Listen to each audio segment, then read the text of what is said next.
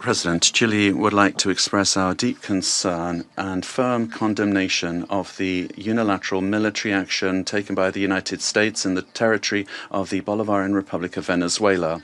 We also reiterate consistently our firm commitment to respect for international law, sovereignty and territorial integrity of states, and the peaceful settlement of disputes, the prohibition of the threat or the use of the threat of force, and full respect for human rights. These affirmations are accepted by the majority, and they must maintain their importance in order to preserve international peace and security. We said this on the 23rd of December when we took the floor, and we reiterate this today. Chile does not recognize the Maduro regime, but serious violations of human rights being faced by Venezuela do not have a military solution. They can only be addressed through peaceful, gradual and inclusive measures that will take into account the legitimate aspirations of the Venezuelan people. Respect for international law does not allow for exceptions, including when it comes to addressing the illegitimacy of a president. Problems must always be solved within the normative framework that we have provided for ourselves as nations. The future of Venezuela must include free elections, citizen participation, and international assistance, and not with actions that could create dangerous precedents or escalate tensions in the region with serious consequences for the population. Chile, as a witness of history and based on our own experience with the loss of democracy, where there was foreign interference that caused extreme damage and pain for the Chilean people. We were able to recover our democracy through a transitional process that was carried out with the assistance of the international community, the strength of organized citizens, and through our institutions. Mr. President, Chile would like also to underscore the urgent need to continue with coordinated efforts multilaterally to address transnational organized crime. And we're also convinced that Latin America and the Caribbean must continue to be a zone of peace, because that zone of peace not only serves Latin America and the Caribbean, but the entire world. An armed conflict will have devastating humanitarian consequences in Venezuela and in the region. It will worsen the suffering of the civilian population and worsen even further the displacement, insecurity and vulnerability aspects of the situation. We reiterate that any differences must be dealt with exclusively through peaceful means in strict respect for international law, the sovereignty of states, and the prohibition of the use or the threat of the use of force.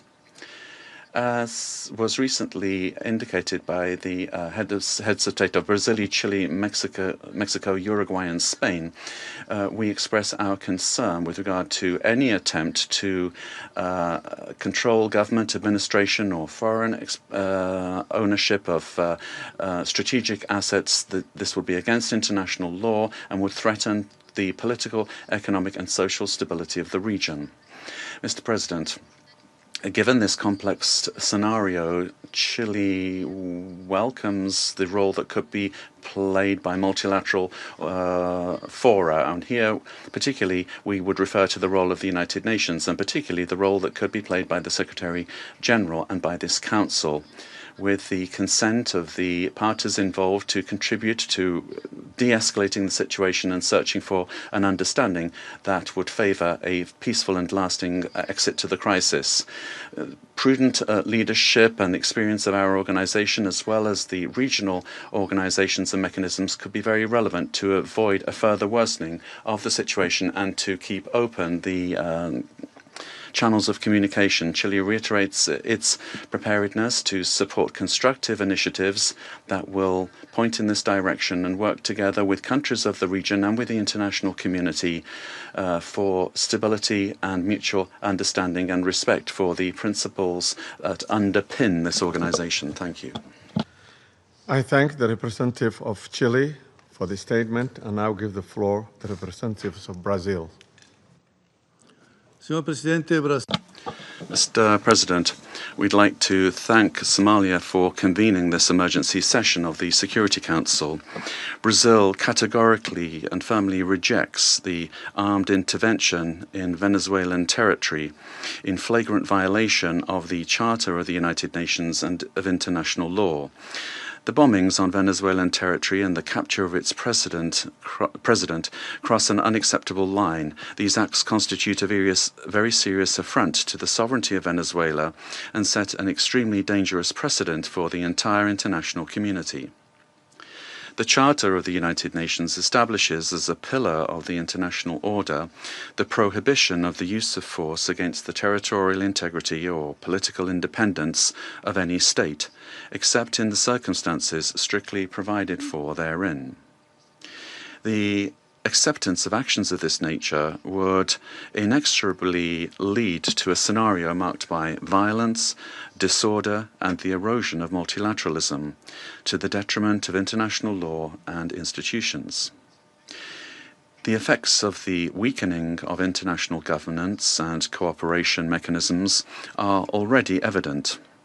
The record number since the Second World War of 61 active armed conflicts, the unprecedented figure of 117 million people in situations of humanitarian disaster around the world, reflecting the increase in wars, displacement, and crimes against humanity, such as the genocide in Gaza, and the global increase in military spending, which is approaching the historical mark of $2.7 trillion.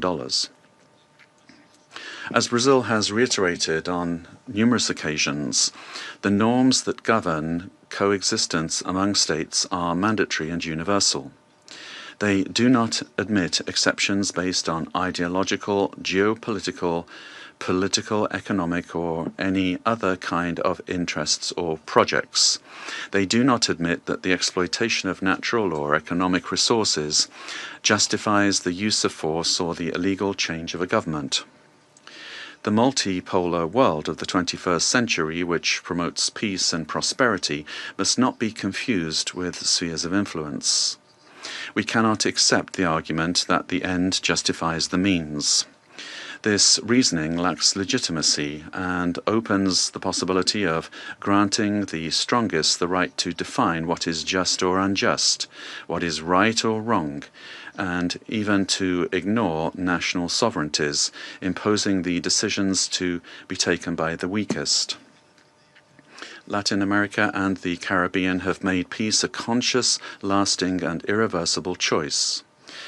The resort to force in our region evokes chapters of history that we believed we'd left behind us and endangers the collective effort to preserve the region as a zone of peace and cooperation, free of armed conflicts, respectful of international law and the principle of non-intervention.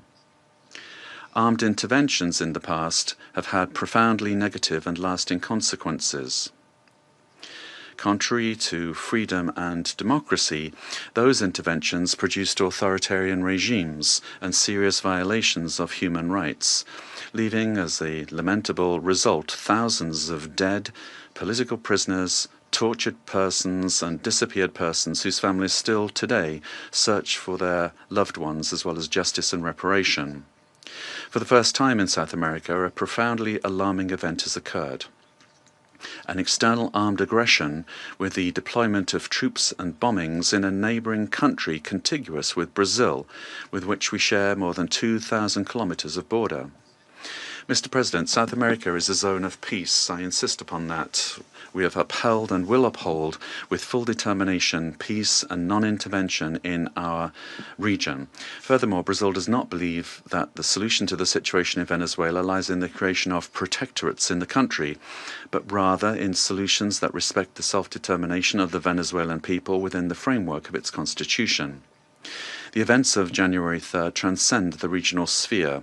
The attack on the sovereignty of any country, regardless of the direction of its government, affects the entire international community. This and other cases of armed intervention against the sovereignty of a country, its territorial integrity, or its institutions must be vehemently condemned. It is up to this Council to assume its responsibility and react with determination, clarity, and obedience to international law in order to prevent the law of force from prevailing over the force of law. Brazil trusts that the future of Venezuela will be built by the Venezuelan people through dialogue, without external interference, and within the framework of international law. Thank you. For Brazil, for the statement, and now give the floor to the representative of Mexico. Señor Presidente. Mr. President, thank you for having convened this emergency meeting of the Council. The government of Mexico has already made its position clear with regard to our condemnation of the military aggression of January 3rd against targets in the territory of Venezuela, in clear violation of Article 2 of the Charter of the United Nations. These actions must not be allowed, as they constitute a severe blow to the Charter and to multilateralism. Mexico would like to clarify the following points. 4 points. Number 1, the prohibition of the threat or the use of force against the sovereignty, territorial integrity, or political independence of any state is the foundation of international law, regardless of the country or the government involved. 2. Rhetoric pointing towards the escalation or expansion of military actions, including to other countries in our region, threatens regional stability. 3. The Security Council has the responsibility and, above all, it has the obligation to act decisively and without double standards in the face of serious violations of the Charter, and to restore international peace and security in strict adherence to the provisions of Article 24 and observing Article 27.3. 4. It is for sovereign peoples to decide their destiny and to find peaceful, democratic, and negotiated solutions to their political differences within a framework of unrestricted respect for human rights. Regime change by external actors and the application of extraterritorial measures are not only acts contrary to international law, but historically all they've done is exacerbate conflicts and weakened the social and political fabric of nations. Mr. President, esteemed colleagues, despite the political differences among our governments, Latin America and the Caribbean has been forged as a zone of peace. Collectively, we have, for decades now, resorted to the available political and legal mechanisms available in order to peacefully settle disputes. The current violation of this fragile balance gravely endangers the political stability and the security of the region, as well as the well-being of our peoples. Those who justify these acts deny the independent history of Latin America and the Caribbean. Mexico, firm in its constitutional principles of foreign policy and its pacifist calling, emphatically reiterates that dialogue and negotiation are the only legitimate and effective ways to resolve existing differences.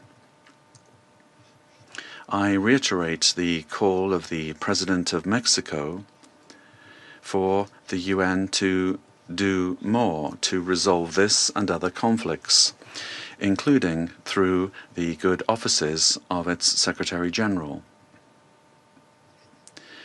In view of the events of January 3rd, Mexico reaffirms its willingness to support any effort at facilitating dialogue, mediation, or providing assistance that promotes peace in the region. Finally, we cannot overlook the fact that this session of the Council has been held only now, when what we face is a serious situation that puts international peace and security at risk. Thank you.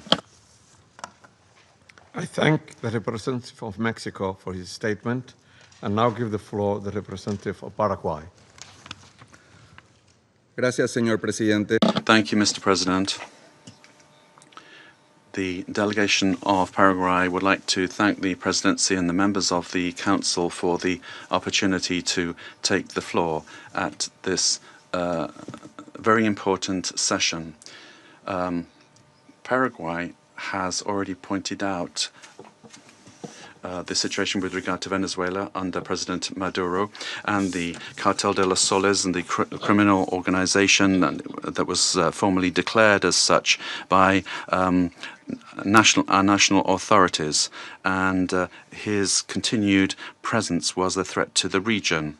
The exit of the leader of that terrorist organization should immediately lead to the restoration of democracy and to the rule of law in Venezuela, making it possible for the popular will expressed at the ballot box will be the foundation for reconstruction in Venezuela. We would also urgently call for the release of all political prisoners that are still in the prisons of that country, and we reiterate that a return to democratic institutions in Venezuela and the possibility for the legitimately elected authorities to resume their functions are fundamental steps for stability in the region. And finally, Paraguay reaffirms our historic commitment to the peaceful settlement of disputes, and we would observe the current events in Venezuela, and we would urge democratic means to be given priority for an ordered transition. Our commitment will continue to be to the democratic principles of the rule of law and peace in society. Thank you very much, Mr. President. I thank the representative of Paraguay for his statement, and now give the floor to the representative of Cuba. Gracias, señor presidente. Thank you, Mr. President.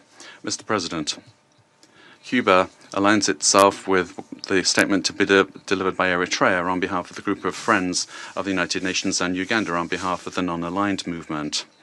Since September of last year, Cuba has been denouncing the hegemonic and criminal plans of the United States and its aggressive projection against Venezuela and the region.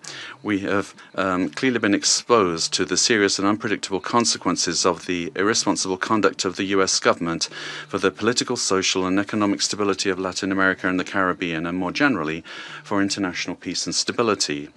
On the 23rd of December, in this very body, we set out the sequence and escalation of actions carried out by the United States with the aim of overthrowing by force the legitimate and constitutional government of Venezuela and destroying the civic military union.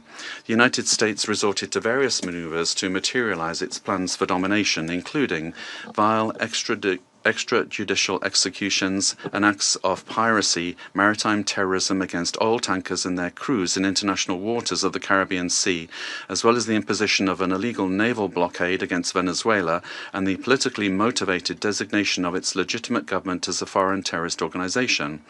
Previously, it had subjected that country to prolonged unilateral coercive measures, economic asphyxiation, smear campaigns, and attacks against some of its important institutions, exposing it to a cruel psychological war. With absolute disrespect for the Charter of the United Nations and international law, including relevant resolutions adopted by this Council and by the General Assembly, on January the 3rd, United States military forces attacked Venezuela with total brutality and treachery, and in an unacceptable and barbaric act kidnapped its legitimate president, Nicolas Maduro, and his companion, Celia Flores. Cuba condemns in the strongest terms the military aggression of the United States against Venezuela, while categorically reiterating its absolute support and solidarity with the Venezuelan people, and joins the demand that the government of the United States release the constitutional president, Nicolas Maduro Moros, and his companion, Celia Flores. In the criminal attack perpetrated by the United States, 32 Cubans lost their lives in combat actions. They were carrying out missions on behalf of the Revolutionary Armed Forces and the Ministry of the Interior at the request of counterpart bodies of that country.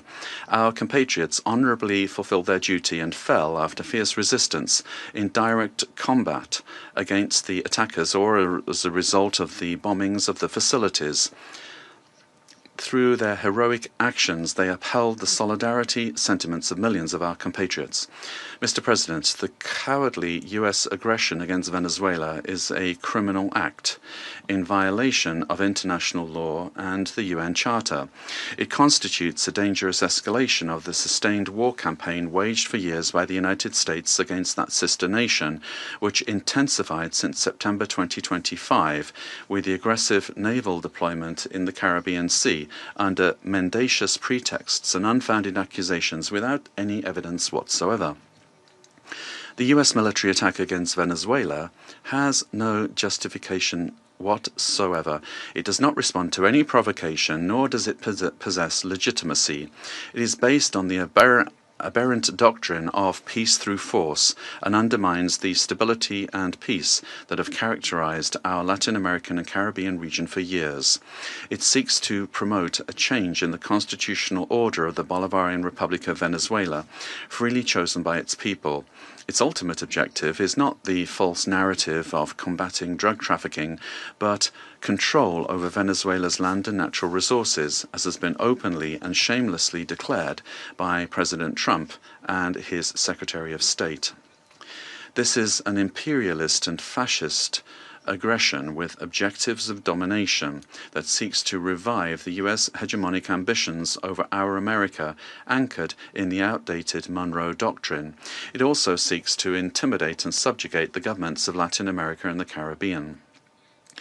Cuba calls for an urgent reaction from the international community against this criminal attack on Venezuela, a peaceful nation that has not attacked the United States or any other country.